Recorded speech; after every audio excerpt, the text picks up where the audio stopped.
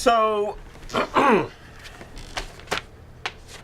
where are we? This is the blocking. Someone last night said, should have more staging, and so I'm like getting up and action. This is an excerpt from something that I wrote. I was invited to give the keynote address at a queer studies conference in, I'm not really sure when, somewhere in the early 90s, I will say. Oh, 1996. And I used this church metaphor earlier, and this is, again, a little chunk. And so just to explain, I used the church metaphor in this because to me, and I mean this I've said this for, 30 years now. Hallwalls really is my version of church. I was raised, as a Lutheran, and we went to church every Sunday, and there was this, regardless of the content, the form was really appealing to me because it was this community where you would, see people and you had this, sort of community, and you had a shared interest. And I've always felt that, especially at Hallwalls. It has been my church in a secular sense since about 1982 or 83. And tonight, one of the things I love about doing this show is like seeing a lot of you that I haven't seen in years. Some of you, have left town and come back or whatever. It's just very exciting, and I love that. And that's why I always do things that involve like come and stand around for an hour and listen to music and have a drink and stuff, because that's what it's all about for me. And the more we move into an internet culture where you just stay at home when you're on your laptop, the more we are at risk of losing that. And that's part of our humanity, I think. And so that's what the church metaphor is about in here. The force which brought me to Buffalo in 1982 is the same one which brought many of you to Buffalo, UB, and specifically grad school. Now, grad school seemed like a pretty logical choice at the time.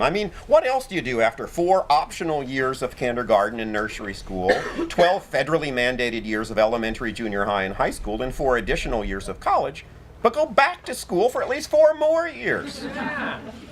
Actually, grad school for many people is very much like coming out. Each one can be a lifelong process that never fully ends. Armed with an undergraduate degree in English, I was, or at least I felt I was, eminently unqualified to do anything but read long, relatively difficult books and write long, relatively facile papers about them. And one of the few places in our society where you can employ this particular skill set is in a university, assuming you can still find one which doles out small stipends to its grad students for whatever reason. It dawns on me now that I was probably drawn to literary criticism, the interpretation of other people's texts, at an early age, that I started reading between the lines because the words on the lines left no room for me. Growing up in a world where pop songs and movies and TV shows depict love and sex almost exclusively as a matter between men and women, gay people learn quickly how to rewrite scripts, change the gender of the singer, or reinvent their own gender with the shift of a single pronoun. We create a critical distance between ourselves and the world around us.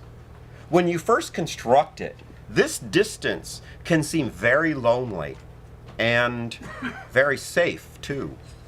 After a while, particularly if you're what I like to call an adult child of television, queer or otherwise, you come to realize that you are not alone at all, that you partake of the defining condition of the postmodern era. And if you're smart, you get a job writing for David Letterman. Otherwise, you become an English major, and then an English graduate student. I'm fairly sure no one ever pointed out to me that this cushy pseudo job, a teaching assistant, was only intended to be temporary, that there was in fact a statute of limitations, a ticking clock, a point at which the gravy train would stop and I would be expected to start cooking the gravy myself instead of lapping it up. The early 80s were either a wonderful time for liberal arts grad students or an awful time, depending on your perspective and your grasp on fiscal reality.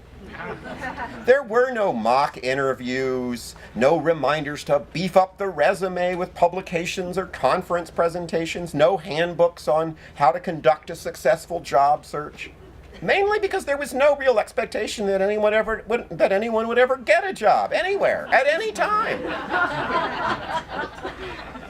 I can't speak for everyone, of course. All I know is that of the 20 or so classmates I was closest to, less than half ever made their way through the final hoop and earned the right to add 3 additional letters to the end of their name. Of them, only 4 or 5, a few of whom are in this room, found or even tried to find tenure-track teaching positions. The rest of us deconstructed and recontextualized and appropriated and simulated and articulated for hours on end. We learned how to create essay titles by placing explanatory subtitles after a primary phrase, generally in the form of a pun, and separating the two with a colon. We learned to insert parentheses in the middles of words, and how to draw slashes through letters we didn't like as a blow against the patriarchy. The SUNY Buffalo English Department in 1982 was one of the last bastions of intellectual, if not political, radicalism, a stronghold of independent thought and eccentric inquiry. People routinely wrote dissertations about the Velvet Underground and the phenomenology of horror films and their experiences as late-night DJs on freeform radio stations. One comp lit professor was rumored to be completing work on a book about blind mole rats. Another began a lecture on Roland Barthes by comparing something Lacan once wrote to the way you feel when you've done too much acid and you think your face is melting. I enjoyed all of this very much on the level of sheer entertainment. And it never really concerned me that I was learning absolutely nothing of interest or economic value to the so-called real world beyond the university parking lot. I was having a great time. And I sort of trusted that I was picking up the tricks of the teaching trade, more or less by osmosis. Somewhere down the line, I assumed, I would end up a teacher myself. It's probably true that like seeks like, and that if I had wanted to, I could have surrounded myself with highly motivated peers who thought carefully about how they dressed and what they said in seminars and how they would come across to search committees in Nebraska or New Haven or North Tonawanda. They were the academic equivalent, to return to my church metaphor, of Ned Flanders and the church lady. Instead, I was pretty much a heathen and hung out with other heathens, and most of us eventually gave up the Holy Ghost, dropped out of Sunday school, and went on with our secular lives. By chance or divine intervention, I ended up right here. Well, to be more precise, about 3 blocks that way, in the building where Hallwalls was located throughout most of the 80s. I found out about the place more or less by accident, soon after moving to Buffalo, through a couple of my future dropout office mates. And I met Hallwalls' performance art curator when he sat in on that Melting Face of Jacques Lacan seminar. That was just about the only time, by the way, that I ever met someone not officially affiliated with the university on campus during the course of my studies. A layperson, if you will. No, a pagan.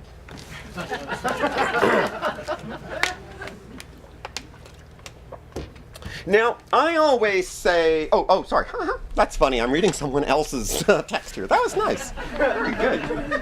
Super smooth segue right here. And then the lights magically come on over here. Yes, that's great. I'm kind of hazy about my first visit to Hallwalls. Maybe because the trip itself was very hazy. Mark Cook and Ed Cardoni, my newfound grad school friends, said that Jackson McLough was doing a reading downtown. So we drove to this completely deserted part of town, the streets of which were torn up so badly that the whole area looked like a war zone. This was, of course, the era when the subway was being built, the subway which marked the dawn of a new era in transportation. The subway, which was going to transform Buffalo into a thriving metropolis again, despite the fact that the steel mill had just shut down, and the Courier Express had gone out of business, and the world's largest manufacturer of windshield wiper blades was packing it in and heading for Mexico. We walked through the rubble, across wooden plank bridges and into a nondescript office building, got into an elevator, and emerged in a completely different space. In retrospect, this all seems very much like that scene in drug scare movies when Nancy, the innocent freshman, is taken to her first hippie party. And somebody gives her a hit of acid, and 5 minutes later she's on her 15th trip and she's jumping out a window. I was was mystified that this incredibly trendy art gallery was somehow tucked into a totally mundane office building, as if it was some rip in the time-space continuum. And I was pretty sure I would never be able to find the place again by myself. I don't remember much about the reading. It was a lot of syllables, a lot of pieces of words, mostly vowels, very few whole words. The air was thick with the aroma of clove cigarettes. Now we know where the old people are in their room. You kids today with your vaping and such.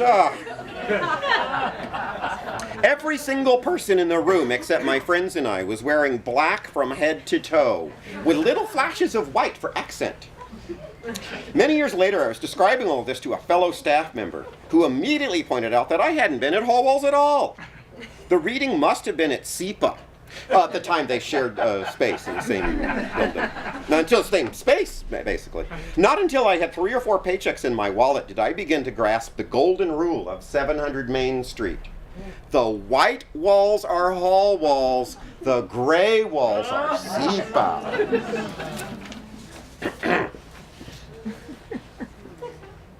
More than anything else, Hallwalls provided the very things I was looking for and not finding from my formal education. Specifically, direct engagement with the world beyond its own doors, an almost militantly interdisciplinary approach to the study and production of culture, and finally, a place where I could comfortably explore my emerging sense of myself as a gay person. It's not that there weren't any out gays or lesbians at UB in the early 80s. I just wasn't exactly one of them. Gay and lesbian student organizations were starting to form around this time, but I was just beginning to take my first tentative steps out of the closet, which for me entailed a lot more trips to the library and a certain section of Talking Leaves than to media. Again, now we know where the homos are.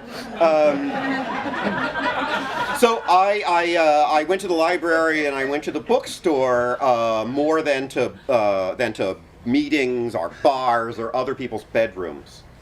A friend of mine, another gay grad student, once joked that he wanted to start a gay academics group called HQ76, since that shelf of the library is where so many of us learned who and what we are, how we look and what we do. Homosexuality had felt to me for a very long time like a language I could not speak, a set of codes I did not fully comprehend, a stance I could not quite pull off. And yet, at the same time, I still identified as homosexual.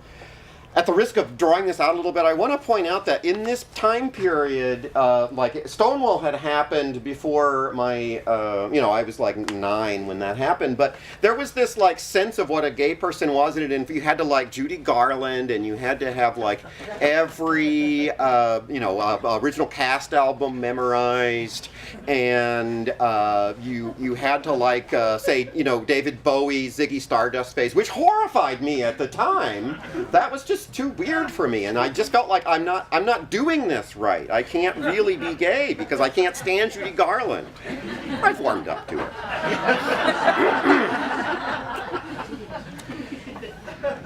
it. To be more precise, I knew I didn't fit the role of heterosexual, so I assumed I was really cast in the part of the homo, and I began trying to learn my lines. As you can see, I'm not very good at learning any kind of lines. I felt like a second-generation upstart, unable to communicate in my ancestors' native tongue. So I approached the customs of my chosen people the same way I approached everything else, as a student, deconstructing and recontextualizing and appropriating and simulating and articulating the bits and pieces of gay culture I found around me. Some of them fit, lots of them didn't. The ones that fit the best for me tended to come from the worlds of independent film and video and performance I was encountering on a daily basis at Hallwalls. The single most important moment in my conversion, if you will, from asexual scholar to the polymorphously perverse, marginally employed cultural activist you see standing before you today, came the night in 1988 that I first witnessed the work of several of the women who founded the notorious East Village Home for Wayward Girls, WOW Cafe. playwright Holly Hughes, stand-up comic and future Tony Award winner Lisa Crone, and self-created lesbian Latina spokesmodel Carmelita Tropicana, among others, were making some of the first queer art which spoke directly to me. Not as a detached observer of gay culture, but as an active participant in the culture at large. The culture of Red Lobster and Johnny Carson in ranch-style homes. Informed by what I had read in various classes, but not confined to a canon of any kind. I was drawn to the combination of personal stories and pop songs and bad jokes and good jokes and all the other rhetorical tools of low-budget, high-risk theater. In my experience, art, academia, sexuality, and politics are all hopelessly intertwined, all means of exploring what it means to be human, how difficult and joyous it is to try and connect with other people.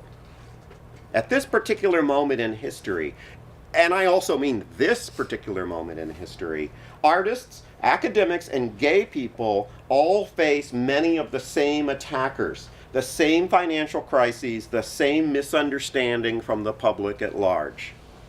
Now, that last thing is something I want to talk about just a moment more before I relinquish the pulpit.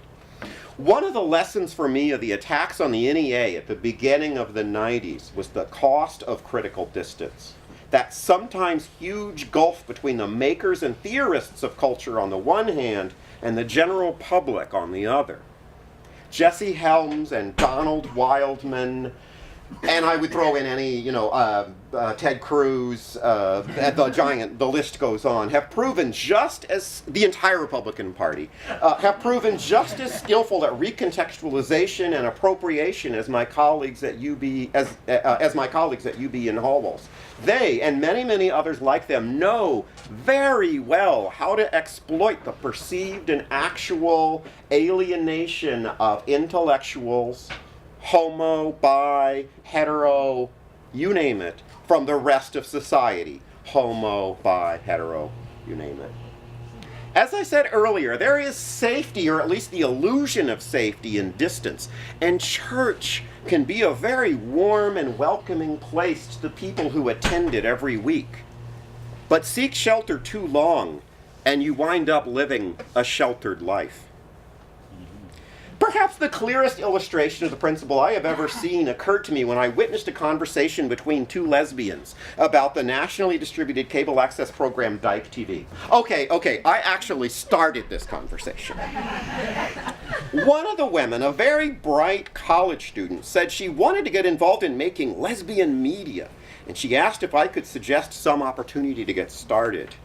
I brought up the local Dyke TV collective, and she replied, "Oh God, I hate that show. My friends and I call it Entertainment Tonight for lesbians." I was all set to agree with her based on the segments I have seen and to mention Buffalo's rich history of independent video activism as an alternative. But then a second woman spoke up. "Well, that program may not be for you and your friends, but if you go down to the Lavender Door, one of the few lesbian bars in Buffalo, and now there are, am I right, there are none? Correct. Other than Ambush, hooray for Ambush. And if you go into the Lavender Door when it's on, when it's open sometime, you will find if you go into the Lavender Door when Dyke TV is on, you will find that room is packed with women. Women in their 40s and 50s who work for the city, work as janitors, work in construction. And that show is the high point of their week. They are hanging on every word, because they have never seen anything made for and about them. They have never been to Hallwalls, and maybe they will never go there. That show is a crucial part of their identity as lesbians. Heavens to Betsy, as Derrida said. I set out to talk about a conversion, and I have ended up preaching. But I ask you, what kind of church are we? And what kind do we want to be?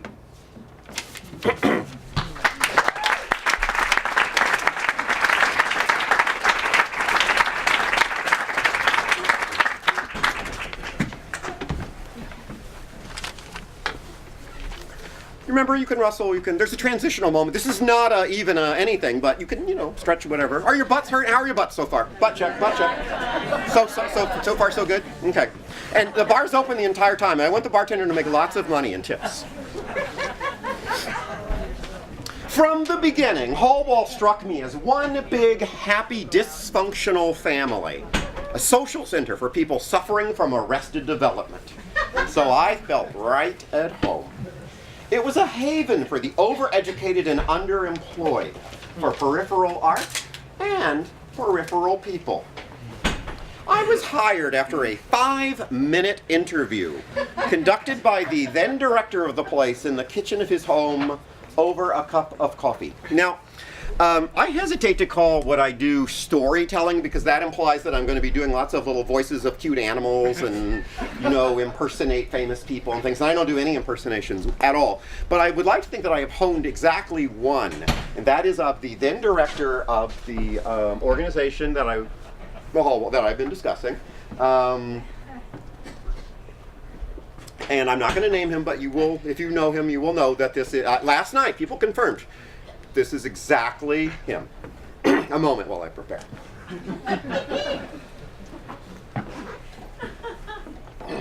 Is the light good? Big moment in the show. Ron, a lot of people today say that performance art is dead. What do you think, Ron? Do you think performance art is dead? I thought it'd be good to mull this over for a minute.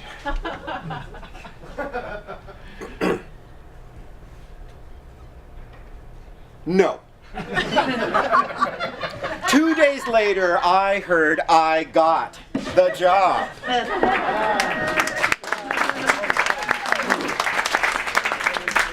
Hallwalls was an obscure name-dropper's dream, seeking out the most interesting people nobody had heard of yet, inviting them to town, helping them find props, and waiting for them to get famous. Some of them did, some of them didn't. There was Hank Hyena, and Lennon Limbo, and Dr. Strange, and the Dark Bob, and the Gorilla Girls, and the V-Girls, and the Live Boys, and Devil Woman, who was only Devil Woman between being Ludmilla and Kotex. Just Kotex, like Cher or Elvis. The names run together in my head, 8 years of them, each one of them connected to a story, a life, a breakthrough, a false start, a dead end, a trip to Niagara Falls. I have a couple of examples of these folks. Ann Carlson is a choreographer who tends to work with elements you don't often see in dance. She is one of the sweetest and one of the most delightfully bizarre people I know.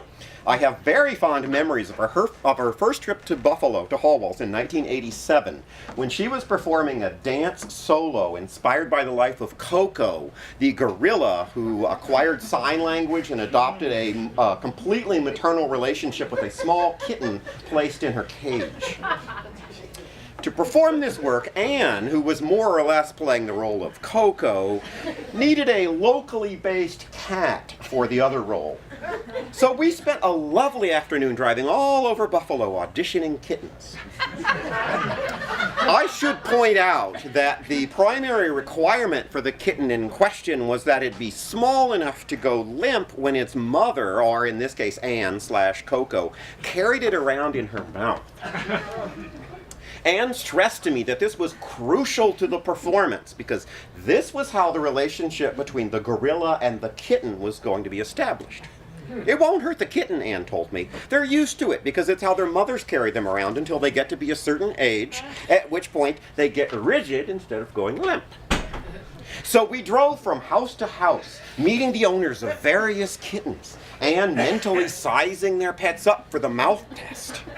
And if they looked like possible candidates at a certain point in the conversation, she would ask for some alone time with the kitty. At which time it was my job to engage the owner in small talk while she disappeared into the bathroom or the kitchen with little Boots or Snuffles or whoever. And then she would reemerge a few seconds later, wiping fur off of her face, in most cases politely explaining that things just weren't working out, until we eventually found one who passed the test. after we found the perfect kitten, we shopped for goldfish for another piece, which was much easier because they weren't expected to do anything but swim around and be large enough to be seen from a distance. Then we had to deal with keeping this menagerie apart from each other for the rest of the day. All in all, a wonderful afternoon. And I thought, this is my job. I drive around all day with extremely talented people shopping for big fish and limp kitties. I love my life. Now,